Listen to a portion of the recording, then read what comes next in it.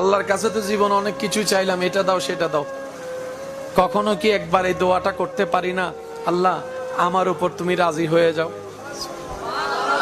আল্লাহ, আমার তোমার প্রিয় বান্দার লিস্টিতে আমার নামটা একটু তুলে দাও আল্লাহ। কখনো কি জবান থেকে এটা একবার বলা আসে না, রব্বুল আলামিন হাজার গুনাহ করার পরও যে নিয়ামত তুমি আমাকে দিয়েছো, সেই নিয়ামতের শুকরিয়া যেন আমি আদায় করতে পারি, সেই শুকরগুজার বান্দা হিসেবে আমাকে কবুল করো। কখনো কি এটা বলা আসে না আমাদের, আল্লাহ নামাজের মধ্যে এমন কি প্রেম ছিল, এমন কি নিয়ামত মজা ছিল যে ইমাম হোসেন কারবালার ময়দানেও তীরের সামনে থেকে নামাজ ছাড়ে নাই।